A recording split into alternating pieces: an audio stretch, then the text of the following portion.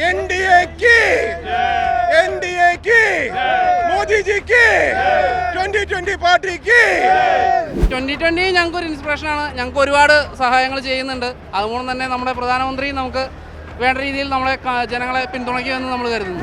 2020 സ്നേഹിക്കുന്നതുകൊണ്ട് മോദിനെ സ്നേഹിക്കുന്നതുകൊണ്ട് മോദിയെ ഒന്ന് കാണാൻ വേണ്ടി 7 കൊല്ലമായിട്ട് കേരളത്തിന് കിട്ടാത്ത നന്മകൾ എൻഡിഎ വന്നതിന് ശേഷം കേരളത്തിന് കിട്ടും. അത് ഉറച്ച വിശ്വാസത്തോടു കൂടി തന്നെയാണ് നമ്മൾ മുന്നോട്ട് പോകുന്നത്. ഞങ്ങളെ നയിക്കുന്ന പ്രധാനമന്ത്രി മോദിജിയാണ് ഇന്ന് നമ്മുടെ മുന്നിലേക്ക് എത്തുന്നത്.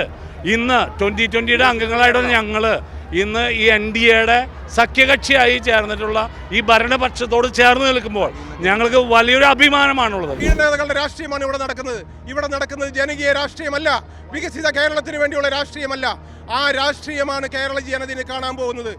ഈ തെരഞ്ഞെടുപ്പോടുകൂടി എൻഡിഎ അത് കേരളത്തിൽ എന്താണ് ജനകീയ സർക്കാരെന്നും വികസിത കേരളമെന്നും നമ്മൾ കാണിച്ചു കൊടുക്കും.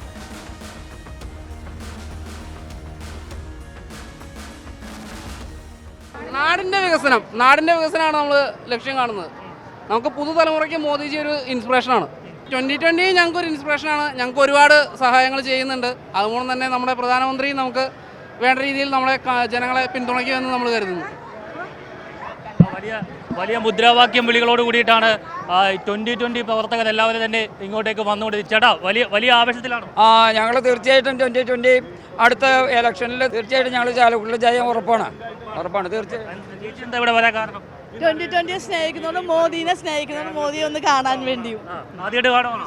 അതെ, അതിന്റെ ആവേശമാണ്. ആവേശാണ്. എന്താണ് അദ്ദേഹത്തെ ഇത്ര ഇഷ്ടപ്പെടാൻ കാരണം?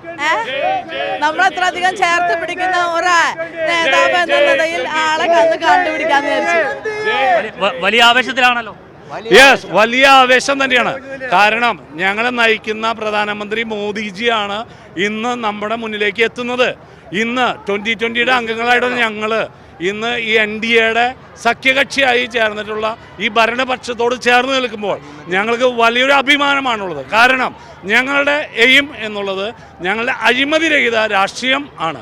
ഈ അഴിമതിരഹിത രാഷ്ട്രീയത്തോട് ചേർന്ന് നിൽക്കാൻ ഈ നരേന്ദ്രമോദിജി എന്ന ലീഡർ നമുക്ക് മുന്നിലുള്ളപ്പോൾ 100% കേരളത്തിൽ വലിയൊരു ശുഭപ്രതീക്ഷ തന്നെയാണ് എൻഡിഎ എന്ന പ്രസ്ഥാനത്തിനുള്ളത്. 2020 എൻഡിഎ ചേർന്നപ്പോൾ ഒരുപാട് പ്രവർത്തകർ കൊഴിഞ്ഞു പോയെന്ന് പറഞ്ഞു. അത് വെറുതെ മാധ്യമങ്ങളുടെ സൃഷ്ടിയാണ്. പ്രവർത്തകരാണ് ഇപ്പൊ ഇവിടെ നിൽക്കുന്നത്. മാധ്യമ സൃഷ്ടിയാണ്. മാധ്യമ സൃഷ്ടിയായിട്ട് ഈ കൊഴിഞ്ഞു പോയെന്ന് പറഞ്ഞാൽ 1-2 ഒരു പഞ്ചായത്തിൽ 1-2 പോയിണ്ടാവും തെറ്റിദ്ധാരണയുടെ പേരിൽ.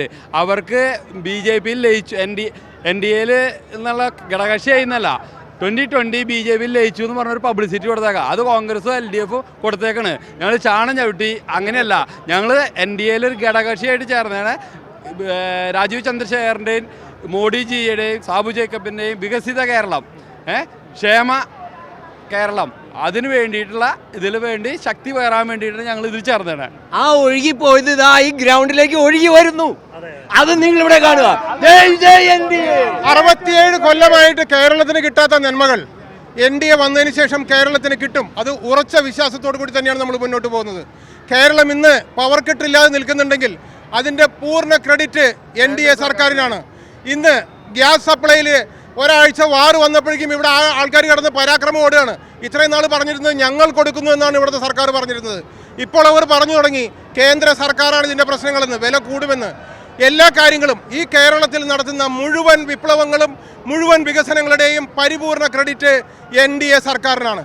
ആ എൻഡിഎ സർക്കാർ കേരളത്തിൽ വന്ന് കേരളത്തിലെ ജനങ്ങൾക്ക് നല്ല ആശുപത്രികൾ, നല്ല റോഡുകൾ, നല്ല വിദ്യാഭ്യാസ സ്ഥാപനങ്ങൾ, തൊഴിൽ സ്ഥാപനങ്ങൾ, അതുപോലെയുള്ള വികസിത കേരളം, അതാണ് എൻഡിഎ സഖ്യത്തിൻ്റെ ഉദ്ദേശം. ഇവിടെ PR വർക്ക് മൂലം കൂലിക്ക് എഴുത്തുകാർ കുത്തിയിരുന്നുകൊണ്ട് ഇവർ എഴുതുകയായിരുന്നു. ലയിച്ചു, ആ പാർട്ടി ഇല്ലാതായിരുന്നു. ഇവിടെ ഇടതും വലതും മാറി മാറി പല പാർട്ടികളുടെയും ഘടകകക്ഷികളായിട്ട് മത്സരിച്ചു.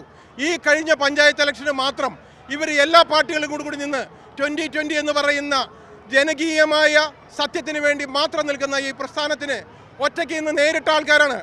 അവരൊറ്റയ്ക്ക് നിന്ന് മത്സരിച്ചപ്പോൾ ഇവരെ തോൽപ്പിക്കാൻ വേണ്ടി ഇവിടെയുള്ള എല്ലാ ചപ്പ് ചവറ് പാർട്ടികൾ മുഴുവൻ ഒരുമിച്ച് ഇവർ മത്സരിച്ചു. എന്നിട്ടും 2020 1% വോട്ട് കുറയ്ക്കാനോ ഇവർക്ക് സാധിച്ചില്ല. അതിനുശേഷം ഇവർ 10 കോടിയിലധികം രൂപയിൽ PR വർക്ക് നടത്തുന്ന ഇവിടുത്തെ കൂലി എഴുത്തുകാർ ഇവിടെ കുത്തിയിരുന്നെഴുതി 2020 എന്ന പ്രസ്ഥാനം ഇല്ലാതായി, NDAയിൽ ലയിച്ചു എന്ന് പറഞ്ഞിട്ട് ഈ എഴുത്തുകളും കാര്യങ്ങളുമാണ് ഇവിടെ നടക്കുന്നത്. കേരളത്തിൽ നമുക്ക് കാണാം ആഴ്ചയിൽ ഒരു 5 പ്രാവശ്യമെങ്കിലും പീഡന കേസുകൾ. നമ്മളുടെ രാഷ്ട്രീയത്തിൻ്റെ എന്ന് ഇലക്ഷൻ വരുന്നോ തലയാഴ്ചയിൽ കൊണ്ടുവരും ഏതെങ്കിലും ഒരു പീഡന കേസ്. ഇവിടെ കേരളത്തിൽ വികസിത കേരളമല്ല ഇവിടെ ലക്ഷ്യം. ഇവിടുത്തെ ലക്ഷ്യം എന്ന് പറയുന്നത് ഏതെങ്കിലും തരത്തിൽ ഏതെങ്കിലും അനാശാസ്യ കഥകൾ പറഞ്ഞ് നമ്മുടെ മനുഷ്യരെ വട്ടം തെറ്റിച്ച് ഇവരെ ദിശ മാറ്റി തിരിപ്പിച്ചുകൊണ്ട്, നമുക്കറിയാം ഇവിടെ ഭരിച്ചിരുന്ന LDF സർക്കാർ കഴിഞ്ഞ തവണ നമ്മുടെ ഇവിടുത്തെ മന്ത്രിസഭ കംപ്ലീറ്റ് ഇവർ ചുറ്റി വളഞ്ഞ് ഇവര് ഒരു പെണ്ണിന്റെ പേര് പറഞ്ഞ് ഇവർ സമരം ചെയ്തു ചാരിത്ര ശുദ്ധിക്ക് വേണ്ടിയിട്ട്. ഇവിടുത്തെ പീഡനകളുടെ രാഷ്ട്രീയമാണ് ഇവിടെ നടക്കുന്നത്. ഇവിടെ നടക്കുന്നത് ജനകീയ രാഷ്ട്രീയമല്ല, വികസിത കേരളത്തിന് വേണ്ടിയുള്ള രാഷ്ട്രീയമല്ല. ആ രാഷ്ട്രീയമാണ് കേരള ജനതയെ കാണാൻ പോകുന്നത്. ഈ തെരഞ്ഞെടുപ്പോടുകൂടി NDA അത് കേരളത്തിൽ എന്താണ് ജനകീയ സർക്കാർ എന്നും വികസിത കേരളമെന്നും നമ്മൾ കാണിച്ചു കൊടുക്കും. NDA की मोदी जी की 2020 पार्टी की